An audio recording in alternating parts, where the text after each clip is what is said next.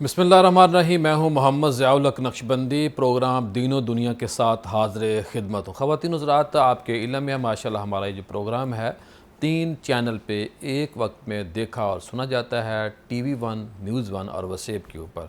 ख़वातीन हज़रात, माशाल्लाह आज 1 मई है और हमने बात करनी है मज़दूरों की। आलमी सतह पे यौम मज़दूर के तौर पे मनाया जाता है और अल्लाह के नबी सल्लल्लाहु अलैहि वसल्लम ने फरमाया था कि जिसने अपने हाथ से रोज़ी कमाई वो अल्लाह का हबीब है, वो दोस्त है। और जो अल्लाह का दोस्त होता है वो बड़ा ही प्यारा होता है। और रिज़्क़ हलाल के ऊपर अगर बात की जाए तो बहुत वसी लेवल पे बड़ी बातें हो सकती हैं, लेकिन यहाँ मैं जो अल्लामा इकबाल ने शायरी बोली और दीगर जो शोरा हज़रात ने कलाम लिखा और बोला वो मैं पढ़ना चाहता हूँ। अल्लामा इकबाल फरमाते हैं, मकर की चालों से बाजी ले गया सरमायादार, मकर की चालों से बाजी ले गया सरमायादार, इंतहाए सादगी से खा गया मज़दूर मात, इंतहाए सादगी से खा गया मज़दूर मात।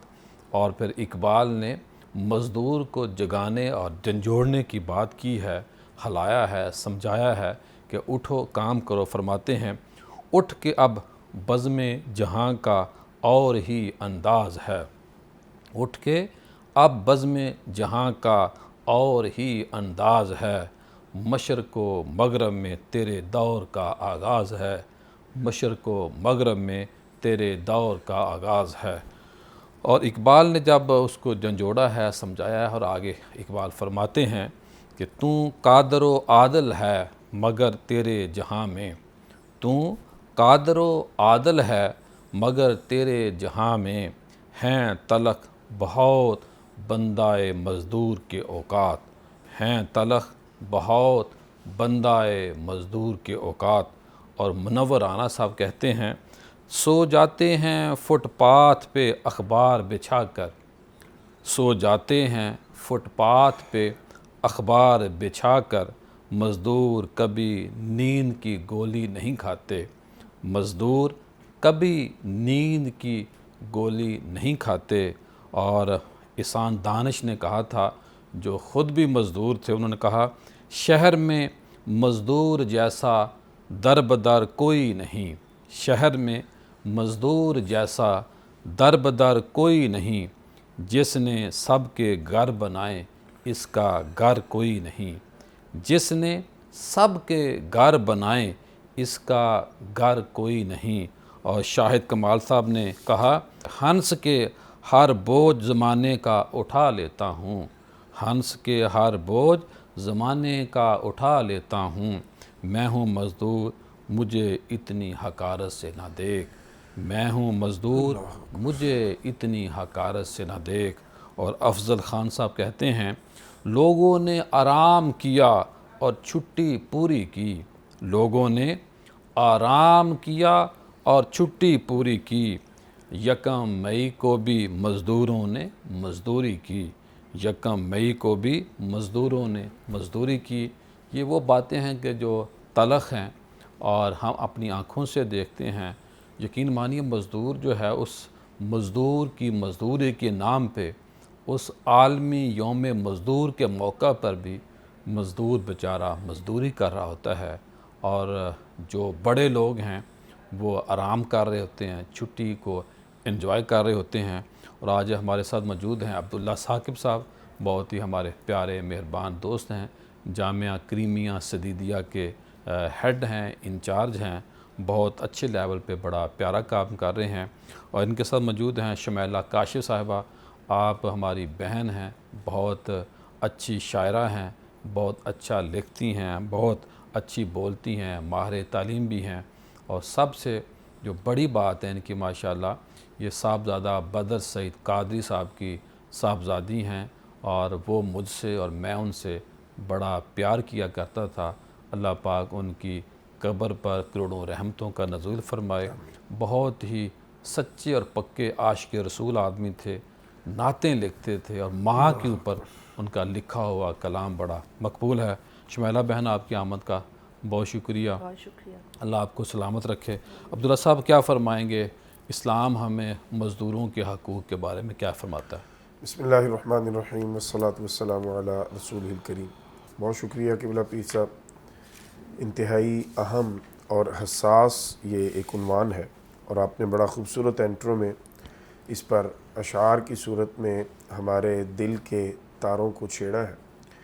رسول اکرم صلی اللہ تعالیٰ علیہ وسلم نے معاشرے کے پسے ہوئے طبقات کے لیے وہ روشن تعلیمات اور پھر اپنے عمل کے ذریعے ان تعلیمات کو جب عملی جامہ پہنا کر پیش کیا، تو مجھے کہنے دیجئے کہ قبلہ پیر صاحب، تاریخ انسانی میں آپ صلی اللہ تعالیٰ علیہ وسلم سے پہلے ہمیں کوئی ایسی مثال نہیں ملتی۔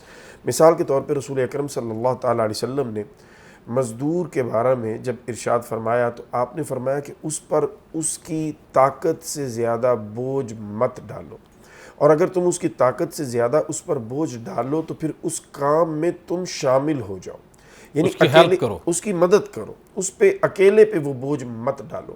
اسی طرح رسول رحمت صلی اللہ تعالیٰ علیہ وسلم نے فرمایا کہ مزدور سے مزدوری لینے سے پہلے، کام کروانے سے پہلے اجرت واضح طور پر طے کرو، معاہدہ کرو، اس کو پتہ ہو کہ میں نے یہ کام کرنا ہے تو مجھے اتنا معاوضہ ملنا ہے۔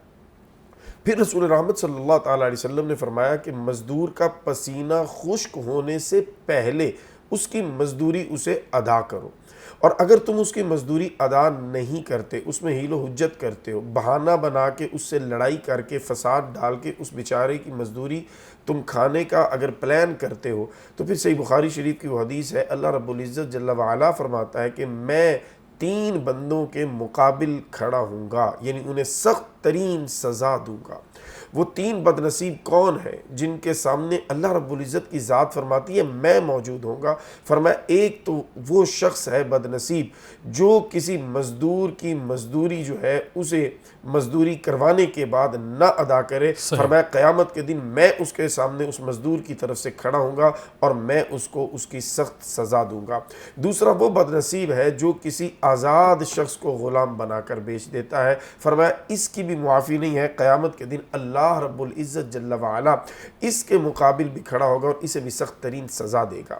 رسول رحمت صلی اللہ تعالیٰ علیہ وسلم نے مزدوری کرنے والے کو، ہاتھ سے روزی کمانے والے کو اللہ کا دوست قرار دیا ہے۔ یہ اتنا بڑا منصب ہے قبلہ پیر صاحب، ہمارے معاشرے میں یہ سمجھا جاتا ہے کہ شاید جس نے داڑھی شریف رکھی ہوئی ہے یا جس نے دستار شریف باندھی ہوئی ہے یا مصلی اور تسبیح کے ساتھ جڑا ہوا ہے یہی اللہ کا دوست ہو سکتا ہے، لیکن رسول رحمت صلی اللہ علیہ وسلم کی عظمتوں پہ قربان جاؤں، آپ نے اگر کوئی رزق حلال کما رہا اور ظاہری طور پر وہ معمولی سا کوئی کام کر رہا ہے تو رسول رحمت صلی اللہ علیہ وسلم نے اس کو بھی عزت کے کوہ ہمالیہ پہ پہنچا دیا، یہ ارشاد فرما کر کہ اس شخص کو معمولی نہ جاننا، یہ کام جو بھی کر رہا ہے اپنے بچوں کے لیے رزق صاحب حلال آپ کیا فرمائیں گے آج کے موضوع کے حوالے سے؟ ساتھ یہ بھی بتائیے کہ خواتین بھی کام کرتی ہیں، ہم ان کو سلوٹ پیش کرتے ہیں، آج کیا کہیں گے آپ؟ جی السلام علیکم، بہت شکریہ آپ نے اس فورم پہ مجھے بلایا اور یوم مزدور کے حوالے سے یہاں پہ آپ نے بہت اچھے پہلے اشعار ہمیں سنائے اور بالکل یہ دل کو چھوتے ہیں سارے اشعار۔ تو میں یہ سمجھتی ہوں کہ یہ جو معاشرے میں خواتین کی مزدوری کو جو اکثر جو ہے نا روایتی اور تعصبات کی عینک سے دیکھا جاتا ہے، اور اس میں یہ ہے کہ سب سے پہلے تو یہ کہ خواتین کے کام کو معیوب سمجھا جاتا ہے اور غیر ضروری سمجھا جاتا ہے، کیونکہ ہمارا معاشرہ جو ہے نا خواتین کا باہر جانا جو ہے نا ابھی تک ذہنی طور پر قبول نہیں کر پا رہا۔ اور اس کے ساتھ ساتھ اگر بہت سے معاشروں میں خواتین کام کرتی ہیں اور ان کو صرف ایک ضمنی آمدنی کے طور پر جو ہے وہ لیا جاتا ہے، جو اصل جو ان کی جو ہے بنیاد کہ وہ گھر چلا سکتی ہیں، تو بہت سے معاشروں میں ایسا نہیں، ان کے اوپر بالکل ذمہ داری جو ہے وہ نہیں ڈالی جاتی کہ یہ نہیں کر سکتی۔ لیکن اب وقت کے ساتھ ساتھ جو ہے تعلیم اور شعور بڑھ رہا ہے اور لوگوں کی سوچ بدلتی جا رہی ہے، تو یہ بڑی اچھی ایک پازیٹیو چینج ہے۔ اور یہاں پہ جو ہے سب سے پہلے جو ایک شعبہ آتا ہے وہ ہے تدریس کا، اور اس میں خواتین جو ہیں پروفیسرز ہیں، اساتذہ ہیں اور پڑھا رہی ہیں کالجوں میں، اسکولوں میں، یونیورسٹیز میں۔ دوسرا جو سب سے اچھا ایک اور شعبہ آتا ہے بہت بڑا، اس میں کردار ہے خواتین کا، نمایاں کردار ہے طب کا۔ اس میں ڈاکٹرز ہیں, اس میں نرسیں ہیں, لیڈی ہیلتھ بڑا مقدس ورکرز کام ہیں ہے.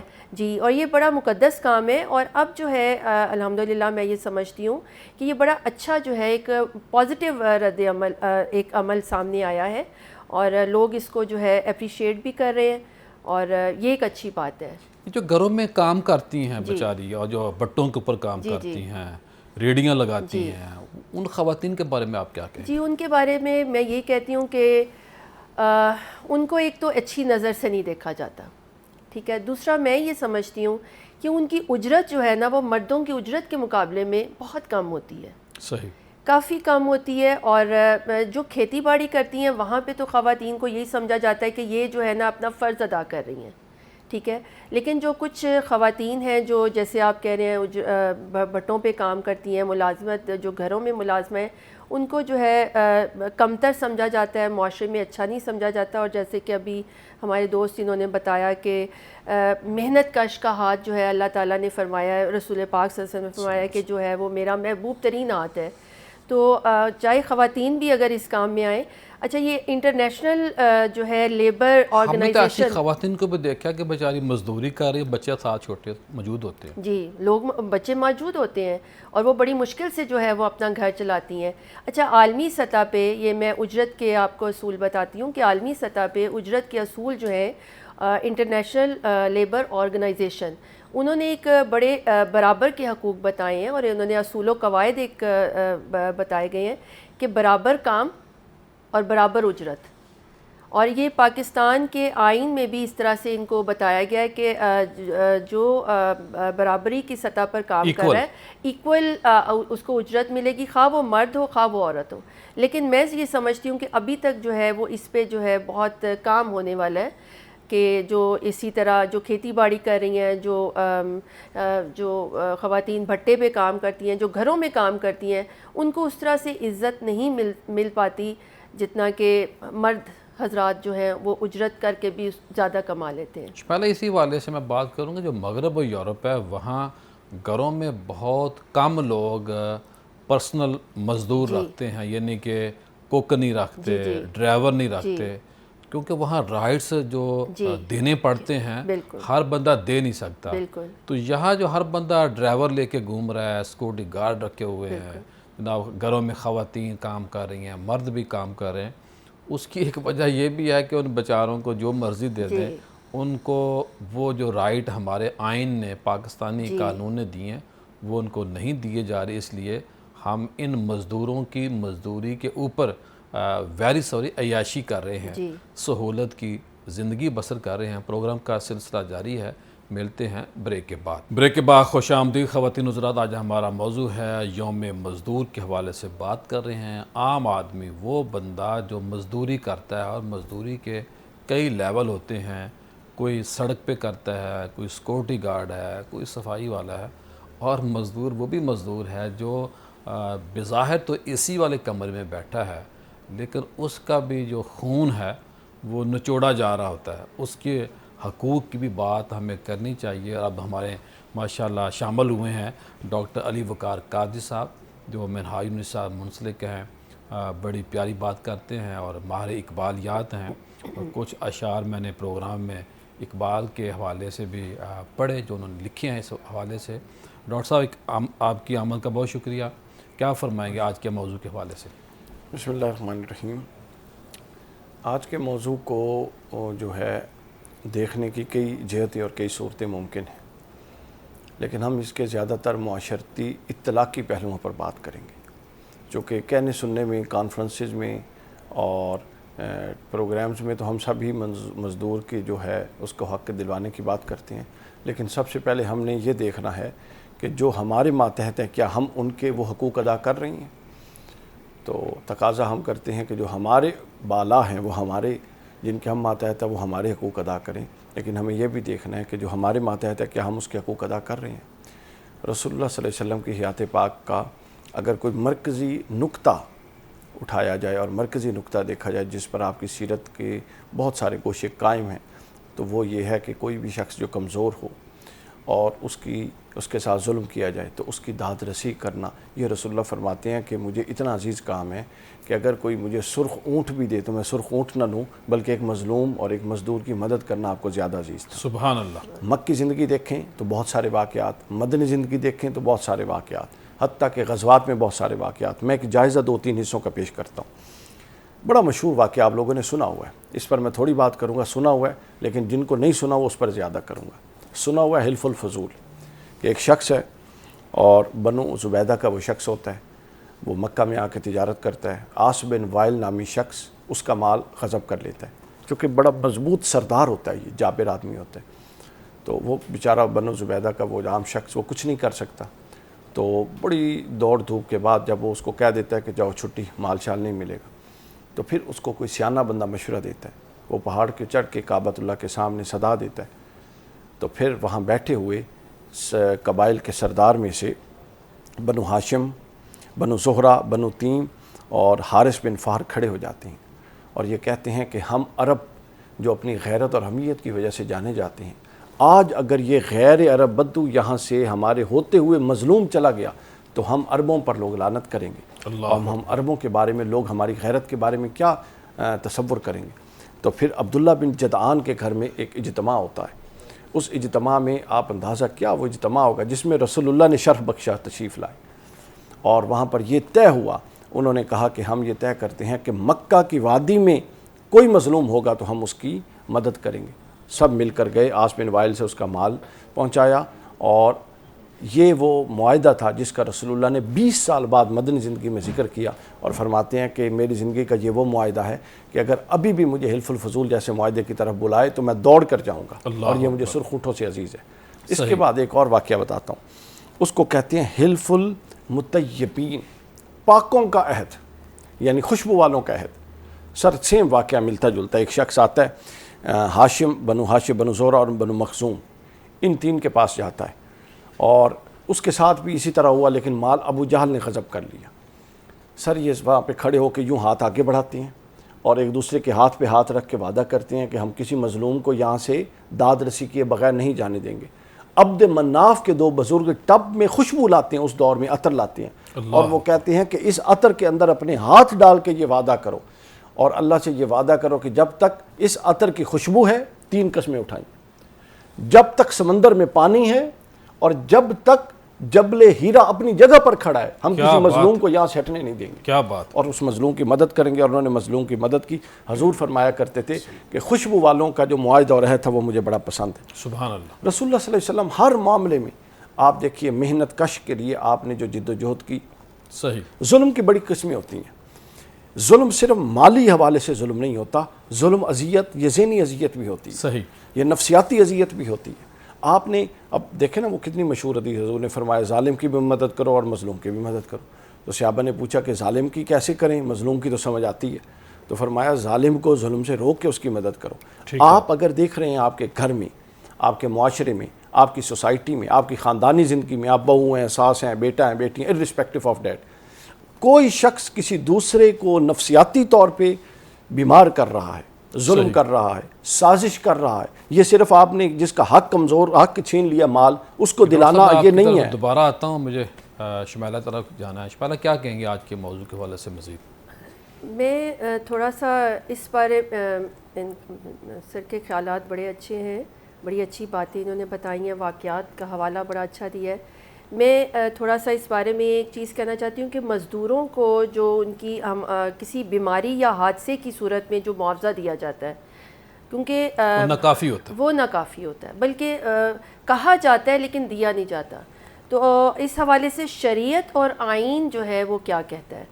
اب اسلام جو ہے مزدوروں کے حقوق کو بہت اہمیت دیتا ہے۔ اگر کوئی مزدور کام کے دوران بیمار ہو جائے یا کسی حادثے کا شکار ہوتا ہے تو شریعت کے اصول کے مطابق معاوضہ دینا لازم و ملزوم ہے۔ صحیح۔ اور مزدور کا حق ضائع کرنا ظلم کے زمرے میں آتا ہے، اور اس میں نبی پاک صلی اللہ علیہ وسلم نے فرمایا کہ مزدور کو اس کی مزدوری پسینہ خشک ہونے سے پہلے ادا کر دو۔ تو اگر کام کے دوران مالکان کی غفلت یا کہ کوئی احتیاطی تدابیر اگر وہاں پہ نہیں کی گئیں اپنے ملازموں کے لیے یا مزدوروں کے لیے، تو کوئی اگر کوئی نقصان اس مزدور کو پہنچتا ہے تو وہ اس مالک کا جو ہے وہ فرض ہے کہ وہ اس کی وہ ذمہ دار ہے اور وہ اس کا ازالہ کرے. تو اسلام نے مزدوروں کے ساتھ رحم دلی اور عدل کا بھی جو ہے وہ حکم دیا ہے, اور کسی بھی حادثے کی صورت میں اس کی کفالت اور مدد کرنا.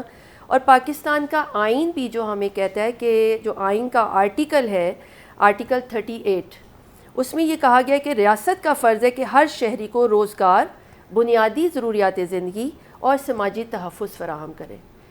تو میں سمجھتی ہوں اس کی بہت کمی ہے ابھی, اسی وجہ سے جو ہے وہ مزدوروں کے حقوق جو ہیں وہ پامال ہوتے جا رہے ہیں. میرا تو خیال ہے کہ جو مزدور ہے اس کو مزدوری کرنے سے پہلے اپنے حقوق کو جاننا چاہیے. جی بالکل.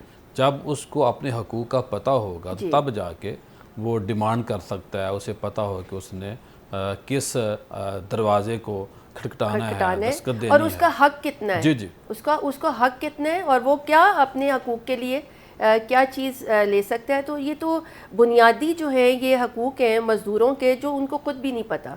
تو اس سلسلے میں ایک اور جو ہے قرآن مجید میں ایک کہا گیا کہ اور انسان کے لیے وہی کچھ ہے جس کی اس نے کوشش کی. مطلب اس آیت مبارکہ میں کہا گیا کہ محنت کرنے والوں کے حق میں, اور اشارہ دیتی ہے کہ ہر مزدور کو اپنی محنت کا پورا حق ملنا چاہیے جی جی جو اس کو نہیں ملتا. تو میں یہی سمجھتی ہوں کہ مزدوروں کو بھی ان کی اجرت, ان کے کام کے مطابق ان کی اجرت. جی عبداللہ صاحب کیا روشن ڈالیں گے؟ جی بالکل, جیسے ابھی بہن فرما رہی تھیں کہ آرٹیکل آئین جو اس کے آرٹیکلز بھی پروٹیکٹ ضرور کرتے ہیں, لیکن اللہ کرے کہ قانون جو غریبوں کو پروٹیکشن دیتا ہے وہ ان کو مل جائے. آئین کا آرٹیکل 3 جو ہے وہ استحصال کی تمام صورتوں کے خاتمے کی ڈیمانڈ کرتا ہے کہ جتنے بھی استحصال کی صورتیں ہیں ان کو ختم کیا جائے. آئین کا آرٹیکل 11 جو ہے وہ بڑا واضح ہے, کیٹاگوریکل ہے کہ آپ 14 سال سے کم عمر کا جو بچہ ہوگا اس سے کام نہیں لے سکتے, اور اس پر باقاعدہ سزائیں پھر اس کے نیچے ذیل میں قوانین میں بنائی گئی ہیں. اسی طرح آئین کا آرٹیکل 25 جو ہے وہ یہ کہتا ہے کہ یہ ریاست کی ذمہ داری ہوگی کہ وہ 5 سال کی عمر سے لے کے 16 سال کی عمر تک کے جو بچے ہیں ان کو تعلیم فراہم کرے گی. اسٹیٹ کی ذمہ داری, یہ اسٹیٹ کی ذمہ داری ہے, اور یہ 18ویں ترمیم میں یہ شک شامل کی گئی. گویا وہ 14 سال کی بجائے اب 16 سال کنسیڈر کی جائے گی. آئین کی روح کو اگر دیکھا جائے تو 16 سال سے کم عمر کا جو نوجوان ہے, بچہ ہے, اس سے آپ کام نہیں لے سکتے. اگر آپ اس سے کام لے رہے ہیں تو آپ آئین جو ہے اس کی خلاف ورزی کر رہے ہیں. اسی طرح پھر آگے اگر آپ اسلام کی روشنی میں چلے جائیں, اس آئین سے ہم اگر جائیں کہ آئین نے بھی ظاہر وہیں سے لی ہیں چیزیں, تو رسول رحمت صلی اللہ تعالیٰ علیہ وسلم نے تو حج جیسی عبادت کو بھی من استطاع الیہ سبیلا, استطاعت کے ساتھ جوڑا ہے کہ اگر تم صاحب استطاعت ہو تو پھر تم حج کرو, طاقت رکھتے ہو تو. اسی طرح زکوٰۃ کو صاحبان استطاعت کے اوپر لازم کیا گیا ہے. رسول رحمت صلی اللہ تعالیٰ علیہ وسلم نے جہاد جیسے مقدس عمل میں نوجوان جو بچے تھے ان کو شامل نہیں ہونے دیا. 14 سال کی عمر کے بچے نے, بالکل 14 سال کے اس بندے سے کام لیں جو کام کر جی سکتا ہے, 14 سال طاقت کا بھی خیال رکھیں. جی بالکل 14 سال کے ایک بچے نے اجازت طلب کی, آپ نے اجازت نہیں دی. آئندہ برس جب وہ 15 برس کا ہوا اور پھر اس نے اجازت طلب کی تو آپ نے اسے اجازت عطا فرمائی. اس کے ضمن میں علماء نے لکھا کہ 15 سال کی عمر جو ہے یہ بینچ مارک ہے جو رسول رحمت صلی اللہ علیہ وسلم نے جہاد میں شامل ہونے کے لیے متعین کر دیا. تو جب اس مقدس اور اتنے اہم امور کے لیے رسول رحمت صلی اللہ علیہ وسلم نے ایک بینچ مارک مقرر کیا ہے تو پھر ہم اس سے کیسے ڈائیورٹ کر سکتے ہیں اور اس کی خلاف ورزی کیسے کر سکتے ہیں. پروگرام کا سلسلہ جاری ہے, ملتے ہیں مختصر بریک کے بعد. پر وہاں ہوتی ہیں جہاں آلٹرنیٹ نظام ہو. حضرت عمر فاروق رضی اللہ تعالیٰ عنہ نے اس وقت تک, آپ کو معلوم ہے ایک دور آپ کی عہد حکومت میں آیا کہ قحط ہو گیا, قحط کے دوران آپ نے چوری کی سزا, قرآن کا حکم قطع ید منقطع کر دی, معطل کر دی. کسی نے پوچھا امیر المومنین آپ چوری کی سزا معطل, قرآن کی آیت معطل کر رہے ہیں. فرمایا اوے عقل سے کام لے, قرآن کی آیت تب نازل ہوئی تھی جب قرآن نے ہر ایک کو بنیادی اساسی معاشی حقوق دے دیے تھے. ہم دور عروج کی بات دور زوال میں کرتے ہیں, اور یہ جو گیپ ہے یہ نوجوان کو ہم سے متنفر کر دیتا ہے. وہ سمجھتے ہیں کہ ان کو سمجھ ہی نہیں ہے کہ بات کیا کرنی. پرابلم یہ ہے جب تک آپ غریب کے گھر میں روٹی پہنچا نہیں سکتے, بہت بڑا پوائنٹ ریز کر دیا آپ نے. ہاں, جب تک آپ غریب کے گھر میں روٹی نہیں پہنچا سکتے یا تو وہ بھوکے مر جائیں یا وہ عزت و آبرو بیچیں, یا یہی ہے کہ بیچارے چھوٹا بچہ وہاں پہ لا کے کام پہ کھڑا کر دیں. اب ہم نے کیا کرنا ہے, حکومتوں نے جو کرنا ہے وہ ہم دیکھ رہے ہیں, وہ کر رہے ہیں اپنے مطلب کہ کچھ نہ کچھ اچھا بھی ہو رہا ہے, سارا برا نہیں ہے. لیکن بہرحال چونکہ مسائل زیادہ ہیں ہم نے اپنا بھی رول پلے کرنا ہے, صرف حکومتوں میں نہیں ڈالنا. اور ہمارا رول یہ, ہم اگر دیکھیں اس میں آپ نے کیا کرنا ہے کہ بڑا امپورٹنٹ دینی پوائنٹ ہے پیر صاحب جی، آپ بھکاریوں کو دینا بند کریں. یہ کاروباری لوگ پیشہ ور جو لوگ ہیں. پیشہ ور لوگ ہیں, گارڈ کھڑے ہیں, ڈرائیور ہیں, یہ جتنے بچے ہیں کام کر رہے ہیں, جتنے ویٹر ہیں, یہ اصل ڈیزرونگ لوگ ہیں. ان کو زیادہ سے زیادہ دیا کریں, آتے جاتے دیں. یہ مانگتے بھی نہیں ہیں, ہم مانگنے والے کو دیتے ہیں, یار یہ مانگ رہا ہے تو پتہ نہیں کتنا حاجت مند ہوگا. ایسا نہیں, ہمیں اپنے رویے بدلنے ہیں. کہیں دیکھیں مثلا سب سے پہلے جو ہمارے دائیں بائیں اپنے پرسنل لوگ ہیں ان کو خوشحال کرنا ہے نا. آپ گاڑی ٹھیک کرانے جاتے ہیں, بائک ٹھیک, وہاں آپ کو چھوٹا بچہ نظر آتا ہے, اس کی جیب میں 200-400-500 روپیہ ڈال دیں. آپ یہ زیادہ سے زیادہ کر سکتے ہیں تاکہ چلیں. آپ اس کو جاب سے تو ریلیف نہیں دے سکتے, ایک رات کا اچھا کھانا تو پہنچا سکتے ہیں. تو لہٰذا چھوٹی سی شمع جلا سکتے ہیں. تو باتوں سے کچھ نہیں ہوگا, اگر ہم کچھ کرنے کی طرف جائیں تو پھر ہمیں یہ ہے جو کرنا ہے. وہ دور عروج کی باتیں دور زوال میں فٹ نہیں آتی. یہ میں جی شمیرہ صاحب اس پر میں بات کرنا چاہوں گا. ڈاکٹر صاحب نے جو بات کی ہے, دیکھیں بات کرنے سے ہی بات شروع ہوتی ہے نا. یہ کہنا کہ بات کرنی نہیں چاہیے, ایک آئین کا آرٹیکل پڑھا ہے میں نے کوئی گھر سے لکھی ہوئی بات تھوڑی پڑھی ہے. آئین کے آرٹیکل دیکھیں میری بات سنیں نا, ریاست اگر امپلیمنٹ نہیں, میری بات سن لیں نا, ریاست اگر امپلیمنٹ نہیں کر رہی تو اس میں میرا قصور.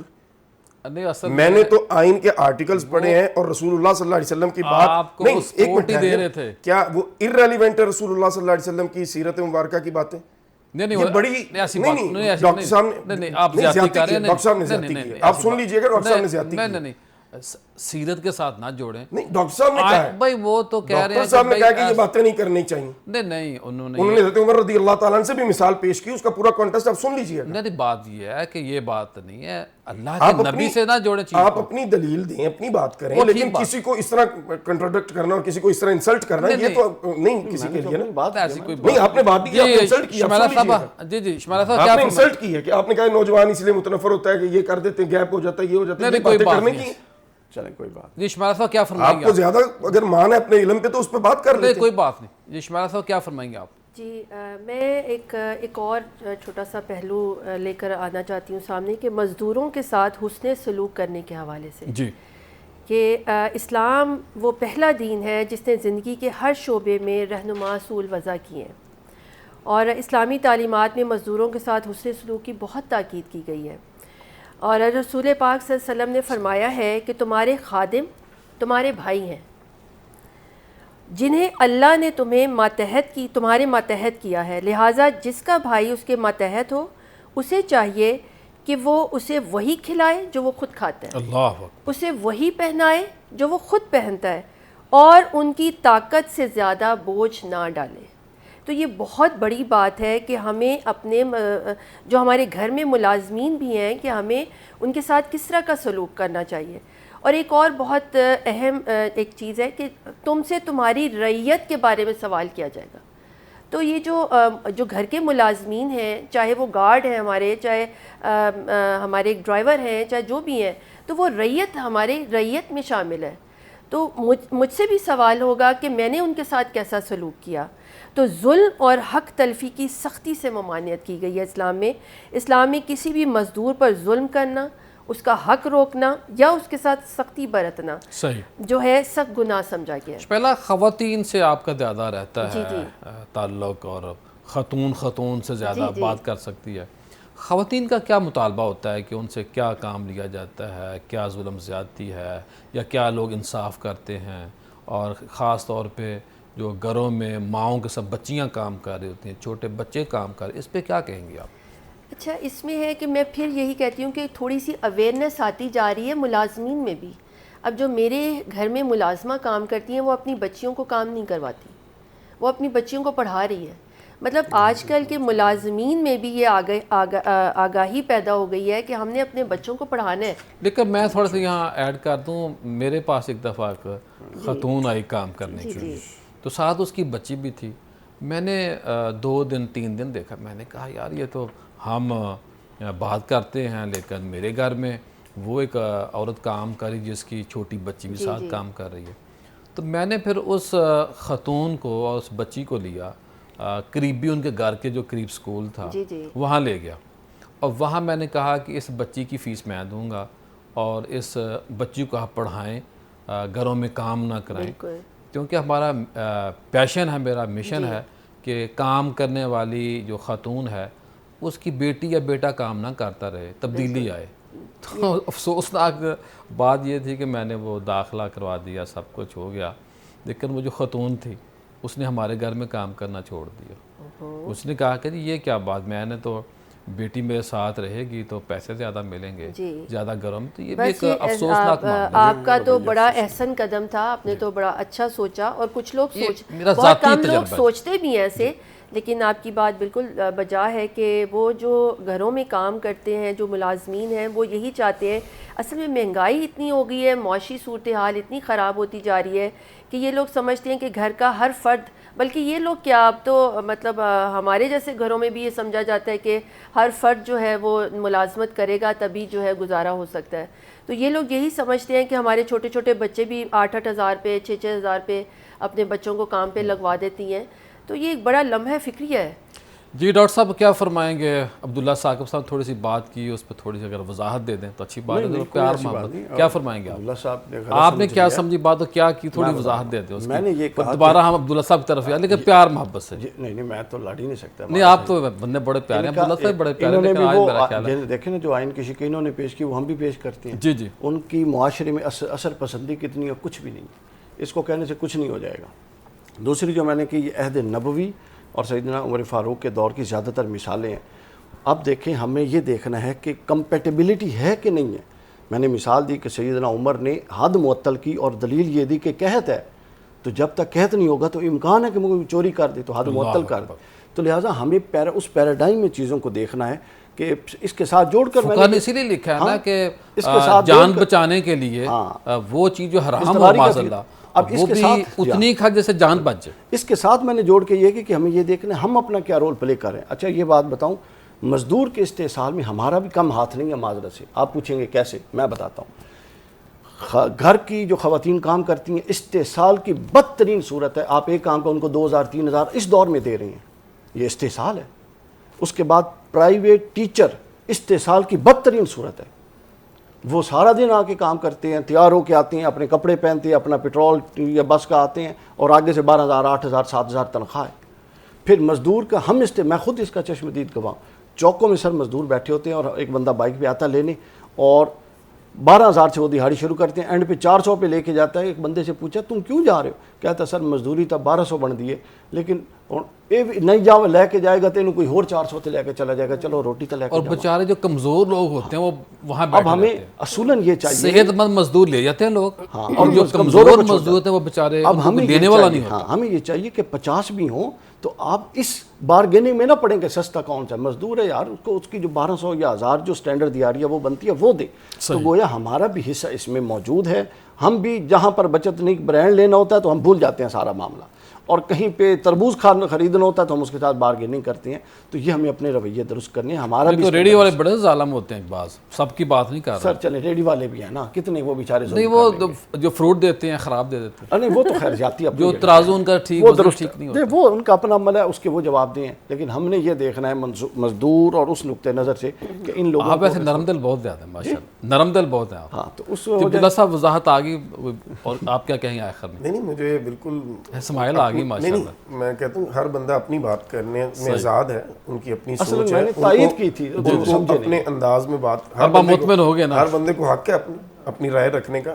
اسماعیل لائن چہرے پہ. نہیں مجھے بالکل اسماعیل ہی ہے میرے چہرے پہ. جی ڈاکٹر صاحب کیا فرمائیں، ٹھیک ہو گیا ماشاءاللہ معاملہ؟ یہ اس سے بھی سخت بولتے تو میں تو کبھی نہیں. کیا بات، یہی محبت وہ بھی اسماعیل دے رہے ہیں. تو ادھر دیکھنا تھا اسماعیل ماشاءاللہ، یہ دیکھنا ٹاکرا ہو رہا ہے اسماعیل میں.